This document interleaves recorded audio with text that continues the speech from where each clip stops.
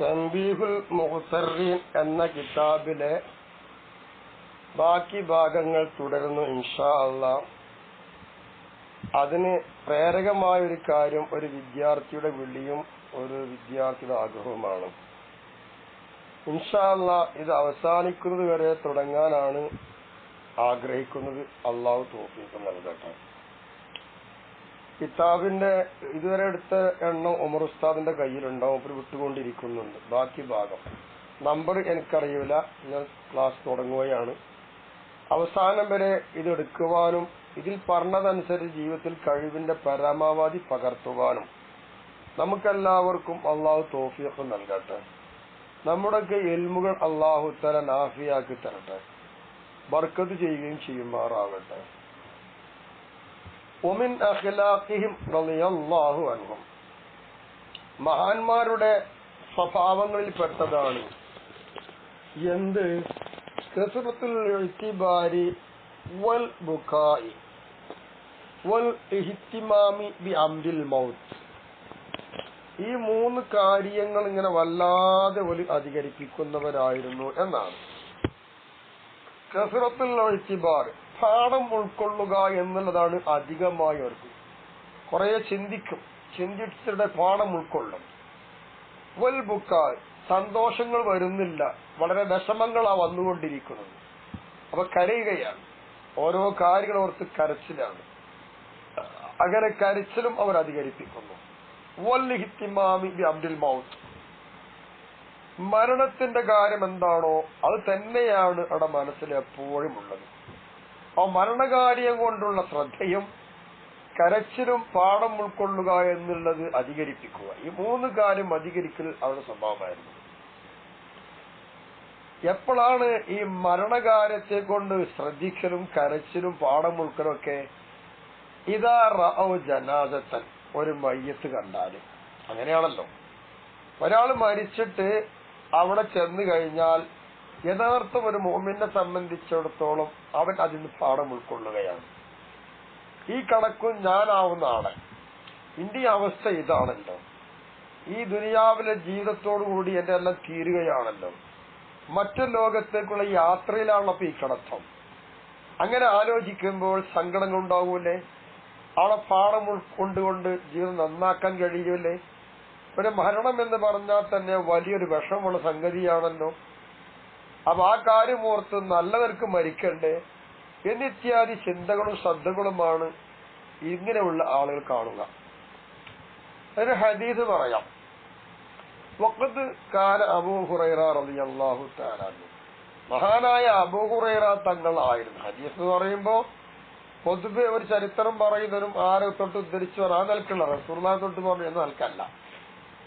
ഇദാ റഅ അഹദൻ, എന്താ അബൂ ഹുറൈറ തങ്ങളുടെ സ്വഭാവം? ആദ്യം അബൂ ഹുറൈറ തങ്ങൾ ആരാധന മനസ്സിലാക്കണം. മഹാനായ അബൂ ഹുറൈറ റളിയല്ലാഹു തആല അൻഹു റസൂലുള്ളാഹിയുടെ സ്വകാര്യ ജീവിതം ഏതോ അത് ഒഴിച്ച്, കിടപ്പറയും ഒഴിച്ച് ബാക്കിയുള്ള എല്ലാ സമയവും നബിന്റെ കൂടെയാണ്. അങ്ങനെ ജീവിക്കുന്നവരാണ് അബൂ ഹുറൈറ തങ്ങൾ. ഒരിക്കൽ അബൂ ഹുറൈറ തങ്ങളുടെ ഇൽമിനെ പറ്റി മഹാൻ തന്നെ പറയുകയുണ്ടായി. ഹബീബാനബി തങ്ങൾ എനിക്ക് പറഞ്ഞത് പലതും ഞാൻ മറച്ചു വെച്ചിരിക്കുകയാണ്, അതെങ്ങാണ് ഞാൻ മുഴുവൻ തുറന്നു തന്നു കഴിഞ്ഞാൽ എന്റെ കഴുത്ത് നിങ്ങൾ അറുക്കുന്നതാണ്. അപ്പൊ അങ്ങനെയുള്ള ഇൽമുകളും മറ്റുള്ള ഇൽമുകളും എല്ലാം വാരിക്കൂട്ടി നടന്ന മഹാനാണ് അബൂ ഹുറൈറ തങ്ങൾ. ആ മഹാന്റെ പതിവ് എന്തായിരുന്നു? ഇദാ റഅ അഹദൻ, ഏതെങ്കിലും ഒരാളെ കണ്ടു കഴിഞ്ഞാൽ, യഹ്മിലു ജനാസത്തൻ, ഒരു ജനാസ വഹിക്കുന്ന ഒരാളെ മഹാൻ കണ്ടാൽ, യഖൂലു ലഹ, ആ ജനാസയോട് ആ മഹാൻ പറയുമായിരുന്നു എത്രേ, ഇന്ന് ഇലാ റബ്ബിക, നീ നിന്റെ റബ്ബിലേക്ക് നടക്ക്, ഫഇന്നാ അലാ അസരിക മാളൂന, ഇന്ന് ഞങ്ങൾ നിന്റെ കൂടെ ബേക്കിലൂടെ ഇതാ ഞങ്ങൾ നടന്നു വരികയാണ്, നാളെ ഇത് തന്നെ ആയിരിക്കും ഞങ്ങളുടെ അവസ്ഥ. ഇവിടെ അബൂ ഹുറൈറ റളിയല്ലാഹു തആല അൻഹു ഒരു ജനാസ വഹിക്കുന്ന ഒരാളെ കാണുമ്പോൾ ആ ജനാസയോട് പറയുന്നു, നീ നിന്റെ റബ്ബിലേക്ക് നടക്കട്ടോ, നാളെ ഞങ്ങളിതാ നിന്റെ പിറകിലായിട്ട് അവിടേക്ക് വരികയാണ്. ഈ മരണത്തെ കുറിച്ചായിരുന്നു ഈ മഹാന്മാരുടെയൊക്കെ ജീവിതങ്ങളും. അവർ ദുനിയാവ് വെടിയുകയാണ്. മരണം തന്നെയാണല്ലോ മനുഷ്യനെ സംബന്ധിച്ചിടത്തോളം ഏറ്റവും വലിയൊരു ഉപദേശം. മഹാനായ ഇബ്രാഹിമിന് അദ്ദേഹം റളിയല്ലാഹു തആല അൻഹുവിനോട് ഉപദേശം തേടിയപ്പോൾ മഹാൻ പറഞ്ഞ വാക്കെന്താ? ഒരു വായില് വേണ്ട, ആരും വേണ്ട, നീ നിന്റെ മുന്നിൽ മരണത്തെ കണ്ടാൽ മതി, മരണം നിനക്കൊരു ഉപദേശിയാണെന്ന്. ഇതായിരിക്കും ഒരു മനുഷ്യന്റെ ജീവിതത്തിന്റെ നല്ലൊരു ഭാഗം, മനസ്സിലാക്കാനും നന്നാക്കാനും മാർഗം. മഖ്ഹൂലു ദിമസ്ഖി എന്ന് പറയുന്ന മഹാൻ യഖൂലു പറയുമായിരുന്നു. എന്താ മഹാൻ പറയാ? ഇദാ റഅ ജനാദത്തൻ, ഒരു ജനാദ കണ്ടു കഴിഞ്ഞാൽ, ഒരു ജനം കണ്ടു കഴിഞ്ഞാൽ മഹാൻ പറയും, നിങ്ങളൊക്കെ പോയി,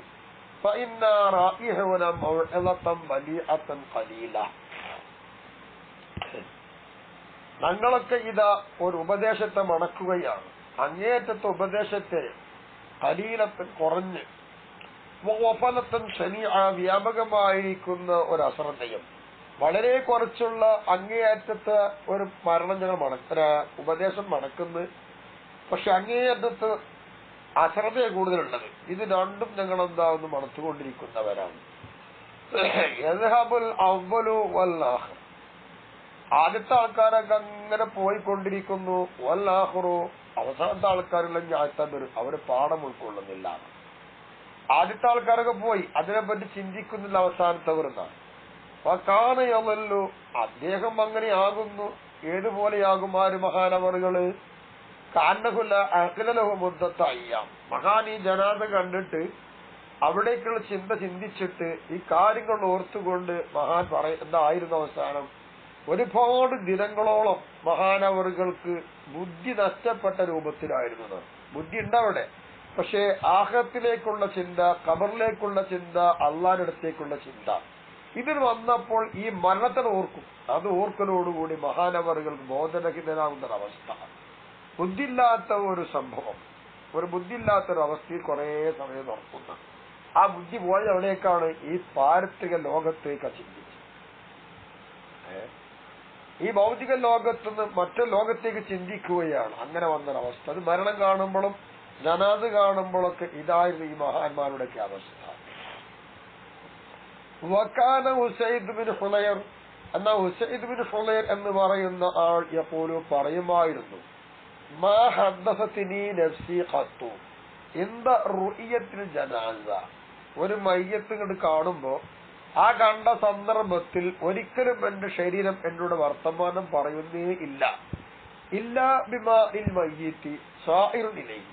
മയ്യത്ത് എവിടേക്കാണോ ആയിത്തീരുന്നത്, ആ ആയിത്തീരുന്ന അവസ്ഥ എന്താണ്, അതുകൊണ്ടല്ലാതെ ഒരു വർത്തമാനം ശരീരം എന്നോട് പറയുന്നില്ല.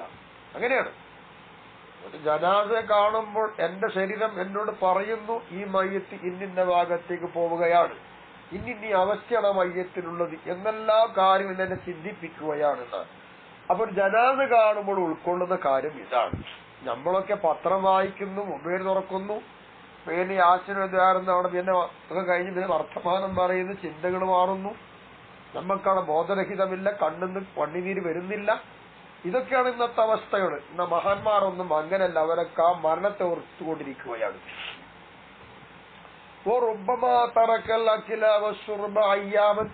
ഈ മഹാനബറുകൾ ഭക്ഷണം, പാനീയങ്ങൾ, എല്ലാം അന്നപാനീയങ്ങൾ കുറെ ദിവസത്തേക്ക്, ഒരുപാട് ദിവസത്തേക്ക് ചിലപ്പോൾ ഒഴിക്കും, തിന്നൂല്ല, കുടിക്കൂല്ലാതെ. കാരണം അത് രസം കിട്ടൂല. ഇതിങ്ങനെ ആലോചിക്കണമല്ലോ, നമുക്ക് മനസ്സിക്ക് എന്തെങ്കിലും പ്രയാസം കടന്നുകൂടി ആ തീറ്റയും കൂടി ഉണ്ടാവില്ലല്ലോ എന്നതുപോലെ ആഹാരത്തിലേക്കുള്ള ചിന്തയും മരണം ഓർത്തു വരുമ്പോ തിന്നാനും കുടിക്കാനും തോന്നൂല എന്നാണ്. ഖറജ മർറത്തൻ ഫി ജനാസത്തി. ഒരിക്കൽ ഈ പറയുന്ന ഉസൈദ് ബിൻ ഹുലൈർ എന്ന് പറയുന്ന മഹാനവറുകൾ ഒരു ജനാസയിലായി പുറത്തുപോയി. അങ്ങനെ പറയുമ്പോ അദ്ഖർ മയ്യിത്തുൽ ഖബർ, മയ്യത്തിന്റെ കൂടെയുള്ള ആളുകളെല്ലാം മയ്യത്തിന്റെ വീടാകുന്ന മണിയറ വീടാകുന്ന മണ്ണറ വീട്ടിൽ കടത്തി. അങ്ങനെ കടത്തിയപ്പോൾ ഉശിയ അലഹി, മഹാനവറുകൾ അതോടുകൂടി ബോധരഹിതനായി അവിടെ വീണു. അമാ റജഉ ബിഹി ഇലാ ബൈതിഹി. അവസാനം മഹാനവറുകളെ തന്റെ വീട്ടിലേക്ക് കൂടെ പോയ ആൾക്കാര് മടങ്ങിയിട്ടില്ല. ഇല്ലാഹിന്നാശി, മയ്യത്തും കട്ടിലേക്ക് ആക്കിയിട്ടല്ലാതെ മടങ്ങിയിട്ടില്ല. അപ്പൊ അങ്ങോട്ട് പോയപ്പോൾ മയ്യത്തിനെ കൊണ്ടുപോയ കട്ടിലാണ്. ആ മയ്യത്തിന് കുഴിയിലേക്ക് ഇറക്കിയപ്പോൾ മഹാനവറുകൾ കണ്ട് ബോധരഹിതനായി വീണപ്പോ നടക്കാൻ കഴിയാതെ കിടക്കുന്ന സമയത്ത് പിന്നെ തിരിച്ച് ആ മയ്യത്തും കട്ടിൽ മയ്യത്തിനെ കൊണ്ടുപോകുന്നത് പോലെ മഹാനവറുകളെ ആ വീട്ടിലേക്ക് ആ കട്ടിൽ കടത്തി കൊണ്ടുപോയി ചരിത്രം കാണുന്നു. ആലോചിച്ച് നോക്കൂ, എത്രമാത്രം അവർ ചിന്തിച്ചു. ബോധരഹിതനായി വീണമെങ്കിൽ എന്തായിരിക്കണം മനസ്സിലൊക്കെ കടന്നുകൂടിയത്. ഇതായിരുന്നു സൂഫിയാക്കളുടെയും സാലിയുടെയൊക്കെ ജീവിതം. ഇനി ഒരിക്കൽ വഖറജ മാലിക് ബിൻ ദീനാർ റളിയല്ലാഹു തആല അൻഹു മഹാനവറുകൾ പുറപ്പെട്ടു. ഫീ ജനാസത്തി അഖില്ലഹു, തന്റെ സഹോദരന്റെ ജനാസയിലാണ്. അപ്പൊ സഹോദരൻ മരിച്ചു, ആ ജനാസയും കൊണ്ടുപോവുകയാണ് മാലിക് റളിയല്ലാഹു അൻഹു. അങ്ങനെ കൊണ്ടുപോകുമ്പോൾ വക്കാ മഹാൻ കരയുകയാണ്. കരയുക മാത്രമല്ല, വക്കാല മഹാൻ പറയുന്നു, വല്ലാഹി അല്ലാഹുവിനെ തന്നെയാണ് സത്യം, ലാ തഖറു ഐനി ഹത്താ അഅലമ മാ സ്വാറ അലൈഹി അഖീ, എന്റെ കണ്ണ് കുളിർമയാവുകയില്ല ഏതുവരെ എന്റെ ഈ സഹോദരൻ എന്തൊരു കാര്യത്തിലെ ഏതിന്റെ മുകളിലാണ് ആവുക, എന്താണ് എന്റെ സഹോദരന്റെ അവസ്ഥയാവുക മരണശേഷം, അതാകുന്നത് വരെ, അതെന്താണെന്ന് അറിയുന്നത് വരെ എന്റെ കണ്ണ് കുളിർമയാകയില്ല. എന്റെ സഹോദരന്റെ അവസ്ഥ എന്തായിരിക്കും? സ്വർഗത്തിലേക്കാണോ നരകത്തിലേക്കാണോ, സുഖമാണോ പ്രയാസമാണോ, ഇതെനിക്കറിയണം. അങ്ങനെ അറിയുന്നത് വരെ എന്റെ കണ്ണ് കുളിർമയാകയില്ല. അപ്പൊ നല്ലൊരു കാര്യത്തിലേക്ക് എന്റെ സഹോദരനാകണം, അതെനിക്കറിയണം. അങ്ങനെ ആകുമ്പോഴേ എന്റെ കണ്ണ് കുളിർമയാവുകയുള്ളൂ. ആ കുളിർമയാകുന്നത് വരെ എനിക്കൊരിക്കലും സന്തോഷമില്ല എന്നോർത്തുകൊണ്ട് മഹാനവറുകൾ കരയുകയാണ്. കണ്ടോ, തന്റെ ബന്ധു മരിച്ചു, നാളെന്തായിരിക്കും അവസ്ഥ എന്നോർത്തുകൊണ്ടും തന്റെ അവസ്ഥയിൽ തന്നെയാണെന്ന് ഓർത്തുകൊണ്ടും മഹാനായ മാലിക് ബിൻ ദീനാർ റളിയല്ലാഹു അൻഹു കരഞ്ഞു. എന്താ മറ്റൊരു ആൾ മഹാൻ അഅ്മസി എന്നവർ പറയുമായിരുന്നത്രേ, എന്താ പറയാറ്, കുന്നാനഷ്ഹദുൽ ജനായിസ, ഞങ്ങൾ ജനാസകൾക്കൊക്കെ സന്നിഹിതരാകുന്നതാണ്. കേട്ടാ പോവും, ഞങ്ങൾ കാണാനും അതിൽ പങ്കെടുക്കാനൊക്കെ പോകും. പക്ഷേ ആരെയാണ് താഴ്ചീത് നടത്തേണ്ടത്, ആരെയാണ് സമാധാനിപ്പിക്കേണ്ടത് ഞങ്ങൾക്ക് അറിഞ്ഞുകൂടാ. എന്താ കാരണം? ആ ഒരു ദുഃഖം അവിടെ കൂടെ എല്ലാ ജനങ്ങളെയും പിടികൂടിയിരിക്കുകയാണ്. കുടുംബങ്ങളെയാണ് താഴ്ചീത് നടത്തേണ്ടത്, അവർക്കല്ല വിഷമുണ്ടാകാം. ഇത് ചെന്നു നോക്കുമ്പോൾ കുടുംബങ്ങളാണ്, മറ്റുള്ളവരാരൊന്നും തിരിയുന്നില്ല, എല്ലാരും സമാധാനിപ്പിക്കേണ്ട ഒരു ഘട്ടം. അപ്പൊ അങ്ങനെ അഅ്മസി റളിയല്ലാഹു അൻഹുവിന്റെ കാലഘട്ടത്തിൽ ജനാസകൾക്ക് പങ്കെടുക്കുമ്പോൾ അവിടെ കൂടിയിരിക്കുന്നവരെല്ലാവരും വലിയൊരു ദുഃഖത്തിലായിരുന്നു, വലിയൊരു വിഷമത്തിലായിരുന്നു. അവരെല്ലാവരും മരണത്തെക്കുറിച്ചുള്ള ചിന്തയിലാണ്, മൂകതയിലാണ്, വിഷമത്തിലാണ്. അവിടെ വാറൊന്നും കാണുന്നില്ല, സന്തോഷമൊന്നും ആരമുഖത്തും കാണുന്നില്ല, എല്ലാവരും ദുഃഖത്തിലാവുന്നു. അപ്പൊ താഴ്ചയത്ത് കുടുംബത്തിന് നടത്തേണ്ടത് അത് ആരെയാണെന്ന് പോലും അറിയാൻ കഴിയാത്ത വിധം എല്ലാവരെയും ദുഃഖം തളം കെട്ടി നിൽക്കുകയാണ്. അതായിരുന്നു അവരുടെ കാലഘട്ടത്തിൽ.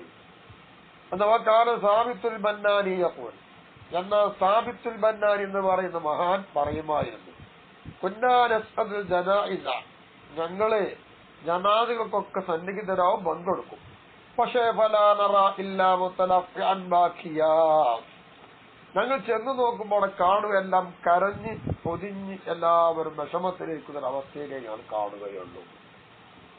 ഫലാനുറ, അങ്ങനെ പങ്കെടുക്കുമ്പോൾ ഞങ്ങളെ കാണൂല, ഇല്ലാ മുതലഫിഅൻ ബാക്കിയ, എല്ലാവരും എന്താ കരഞ്ഞ് വിഷമത്തിലായി ഒരു പുതപ്പിട്ട് മൂടിയ രീതിയിലായിട്ടല്ലാതെ കാണാൻ കഴിയും, ഒക്കെ ദുഃഖത്തിലായിരിക്കുന്നു. വമറ ഇബ്രാഹിം, ബഹുമാനപ്പെട്ട ഇബ്രാഹിം എന്നവര് ഒരിക്കൽ നടന്നുപോയി. ഇബ്രാഹിം സയ്യാത്ത് എന്ന് പറയുന്ന സ്ഥലത്തുള്ള ആളാണ്. മൂപ്പരെന്തായി അലാ ജമാഅത്തിൻ, ഒരു സംഘത്തിന്റെ മേൽ അരികിൽ കൂടെ നടന്നുപോയി.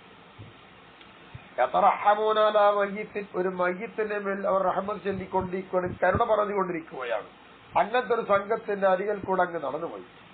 ഫഖാലഹും, അങ്ങനെ പോയപ്പോൾ അവരോട് ഇബ്രാഹിം എന്നവർ പറയുകയാണ്, ഖാഫു അലാ അൻഫുസികും ഖൈറുൽ ലക്കും, നിങ്ങൾ നിങ്ങളുടെ സ്വന്തം ശരീരത്തിന് മേൽ പേടിക്കും, അതായിരിക്കും നിങ്ങൾ ഗുണകരം. കാരണം ഇന്ന മയ്യിത്തക്കും, നിശ്ചയമായിട്ടും നിങ്ങളിൽ നിന്ന് മരിച്ചുപോയ ഇയാൾ കത് ജാവത് സലാസൻ, 3 കാര്യങ്ങൾ വിട്ടുകടന്ന് കഴിഞ്ഞുപോയി.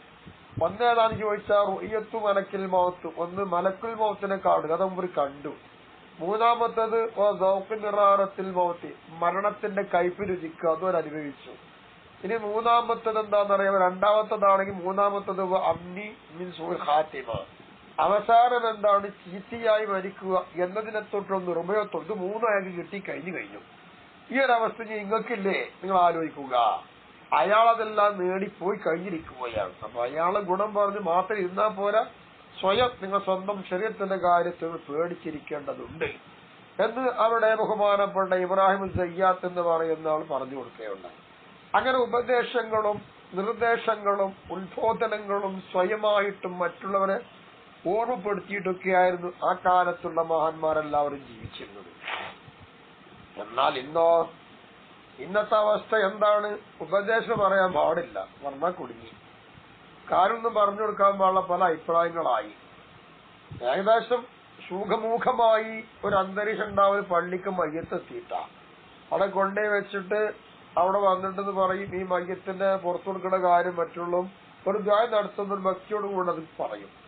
അങ്ങനെ ഖബറിന്റെ അരികെ കുറച്ച് ആൾക്കാരോ വല്ലാത്തൊരു നിസ്കാരം കഴിഞ്ഞ് പോകും. അവിടെ ചെന്ന് ഖബർ മാടി എല്ലാം മൂടി പോന്ന് തിളക്കിനൊക്കെ കഴിഞ്ഞ പിന്നെ പോന്ന ഒരൊന്നോ രണ്ടോ ദിവസം ഒരു ദുഃഖം ഉണ്ടാവും, പറച്ചിലുണ്ടാവും, കഴിഞ്ഞു. അങ്ങനെയല്ലല്ലോ വേണ്ടത്. എന്നും ഒരു പാഠമല്ല ഈ പറയുന്ന ഞാനടക്കം വേണ്ടത്. അള്ളാഹു നമുക്ക് തൗഫീഖ് നൽകട്ടെ. മരണത്തെ കുറിച്ചുള്ള ചിന്തകളും നന്നാവുള്ള വഴികളും അള്ളാഹു നമുക്ക് അനുഗ്രഹിക്കുമാറാവട്ടെ. ഇനി നോക്കൂ വേറെ ചരിത്രം. എന്ന് പറയുന്ന മഹാനവറുകൾ സന്നിഹിതരായി ജനാദത്തെ റജുലി, ഒരു മനുഷ്യന്റെ ജനത്തിൽ ആൾ മരിച്ചു. ആൾ ആരായിരുന്നു? കാന മുസ്ലിമൻ അലാ നഫ്സി, സ്വന്തം നഫ്സിന്റെ മേൽ അയാൾ ഇസ്ലാം നടത്തിയ ആളായിരുന്നു. എന്ന് പറഞ്ഞാൽ വല്ലാതെ തെറ്റ് ചെയ്തൊരു വ്യക്തിയായിരുന്നു അർത്ഥം. അനർത്ഥങ്ങൾ ചെയ്തുകൊണ്ട് അമിതമായി ജീവിച്ചൊരു മനുഷ്യനായിരുന്നു. അങ്ങനത്തെ ഒരാളുടെ ജനാദക്കാണ് ആര് സന്നിഹിതനായത്? അംബ് ബിൻ സർ എന്ന് പറയുന്ന മഹാൻ സന്നിഹിതനായത്.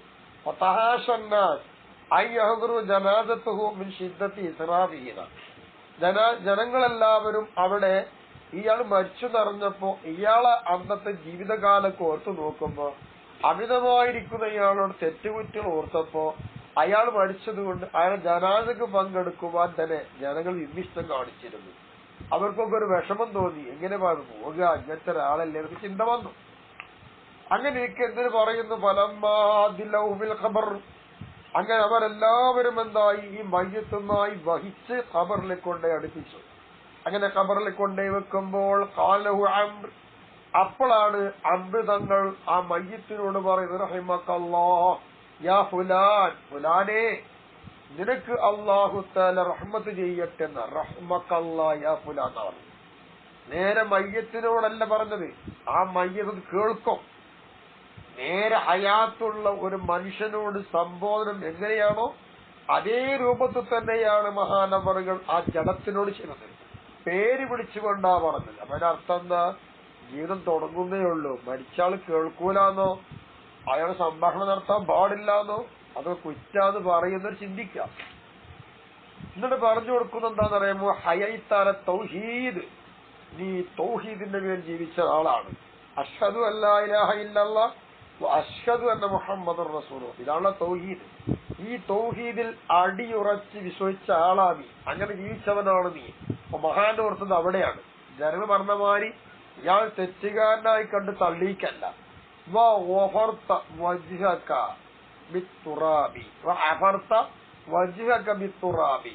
നിന്റെ മുഖത്തെ നീ നല്ലോണം അഴകായി കാണുന്നതിന്റെ മുഖം, ആ മുഖത്തെ മണ്ണുമായി നീ പുരട്ടിയിരിക്കുകയാണ്. അപ്പൊ അല്ലാഹു തആല നിനക്ക് റഹ്മത്ത് ചെയ്യട്ടെ.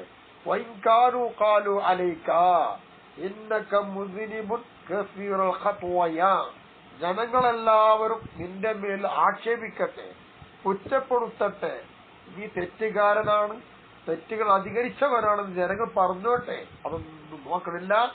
മഹാനവറുകൾ അതൊക്കെ മാറ്റി നിർത്തിയിട്ട് ഈ മയ്യത്ത് കരുണയ്ക്ക് വേണ്ടി തേടിയത്. അതാണ് നമ്മൾ ചെയ്യേണ്ടത്.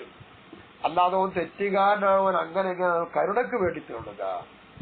ഫമൻ ഹുവ മിന്നാ ലം യദ്നുബ് വലം യുഖ്തിഅ, നമ്മുടെ കൂട്ടത്തിൽ ആരാ തെറ്റ് ചെയ്യാത്തവര്, ആരാണ് പാപിയല്ലാത്തവര് ഉണ്ടോ? ആരും പറയാനില്ലല്ലോ. നമ്മളൊക്കെ പെട്ടവരല്ലേ മഹാനോർത്ത് പറഞ്ഞത്.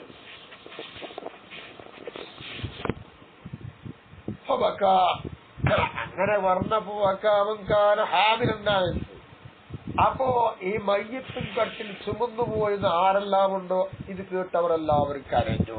കണ്ടോ, ഇതാണ് ഉപദേശിക്കുന്ന ഒരാള് ഉപദേശിയായി സ്വയം സ്വീകരിച്ചാൽ അയാളുടെ വാക്കുകളും അവരുടെ ജീവിതങ്ങളും മറ്റുള്ളവർക്കൊരു മാതൃകയാണ്. അവരും അത് ചിന്തിക്കും, കരയും. അങ്ങനെയാണ്. അത് വേണമെങ്കിൽ സ്വയം നന്നാവേണ്ടതുണ്ട്. അതല്ലേ ഈ പാഠം നമുക്ക് നൽകുന്നത്. ഫഅലം എന്നിട്ട് മഹാൻ പറയുന്നു, ആരെ?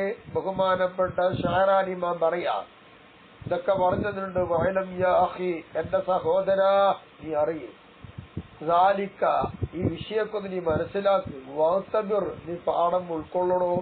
കമഅ്തബറ ഹൗലാഇ, ഈ പറഞ്ഞ മഹാന്മാരെല്ലാവരും പാഠം ഉൾക്കൊണ്ടതുപോലെ.